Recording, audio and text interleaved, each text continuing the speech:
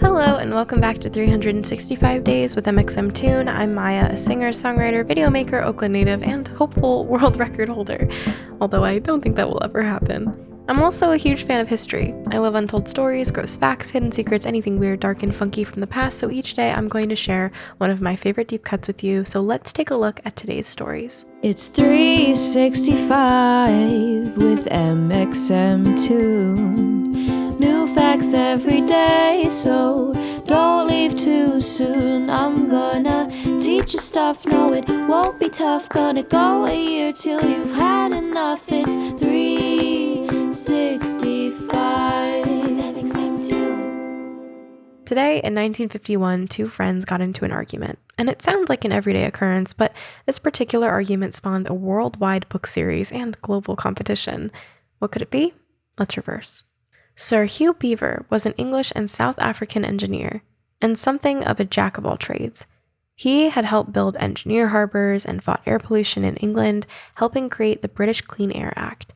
He went on to work for Guinness, the famed Irish brewery, in 1946 as the managing director. During his tenure, he got into hunting game with other Englishmen.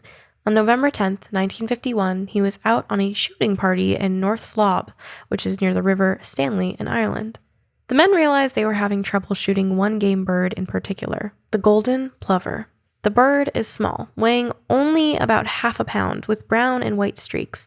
The men theorized that the bird must be one of the fastest game birds if it was causing everyone to miss their shots. Other men in the group said that the fastest game bird was actually the grouse. Him and his companions got into an argument. Which was the faster bird, the golden plover or the grouse? Though today we'd just look something up like this on the internet. Of course, in 1951, there wasn't any internet to look things up on, let alone iPhones from which to do searches while out in nature. That evening, they tried to figure out the answer to the question at the Castlebridge House, a pub, and realized that they couldn't find a clear-cut answer in reference books. As the story goes, Beaver thought to himself, how many questions must be debated every night at pubs all over the world with no way to determine the true answer? He envisioned a book of records that would contain the answers to thousands of questions like his own, and realized that a book like that could become very popular, so he got to work. Beaver took the idea back to his workplace. Remember, Guinness. And it turned out that one of his employees, Christopher Chataway, had two friends from university who were running a fact-finding agency that helped out newspapers in London. These men were brothers Norris and Ross McWhirter, and Beaver ended up commissioning them to create what would become the Guinness Book of World Records. To create the book, the McWhirters sent letters to astrophysicists, botanists, zoologists, ornithologists, economists, toxologists, you name it. They sent letters to all of the ologists and used the information they got back to compile the first book of records. The men first created the book as a promotional giveaway for Guinness and gave 1,000 copies away in 1954. They began selling it a year later, in August 1955, and it was on the British bestseller list by Christmas.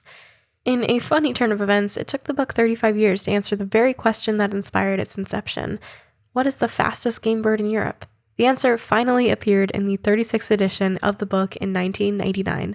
The fastest game bird in Europe is the red grouse, which has been recorded flying up to 63 miles per hour over short, sustained distances. The Guinness Book of World Records went on to break some records of its own. It's the best-selling copyrighted book ever. Today, it's published in 23 languages and 100 countries. The book has expanded far and wide from the fastest game bird. Some of the silliest records include the longest egg toss, the longest game played of Grand Theft Auto 4, and in Lima, Peru, a bulldog named Otto slid on a skateboard through the legs of 30 people in order to set the record for longest human tunnel traveled through by a skateboarding dog.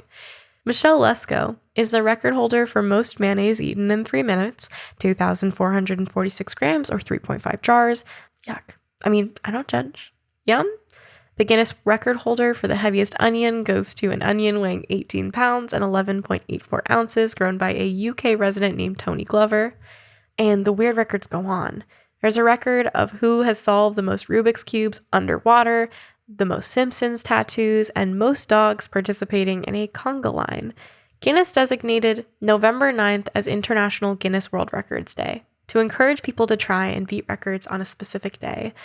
My personal hope is to eventually get a world record for most houseplants.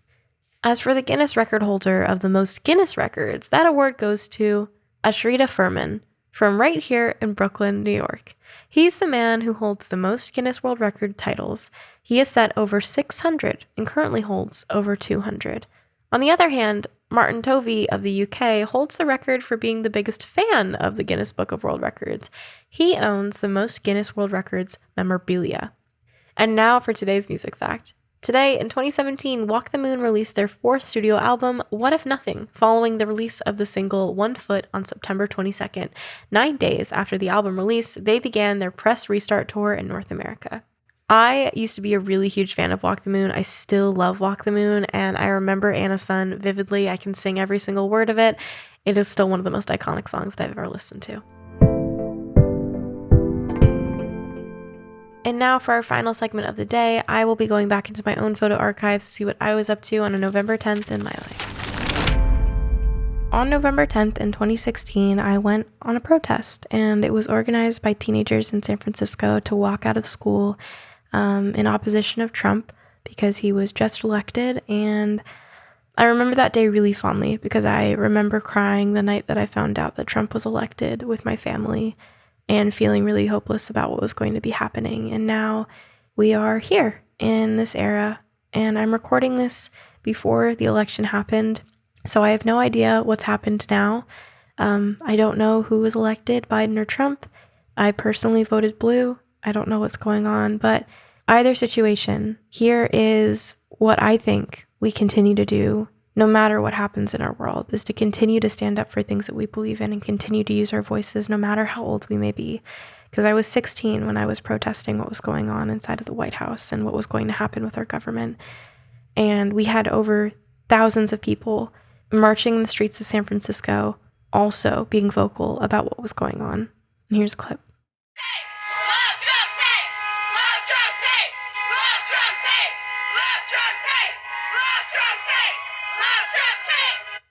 All we can do is continue to be politically active and stand up for the things that we believe in.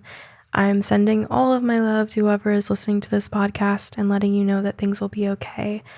All we can do is try and work together as a community to build a better future.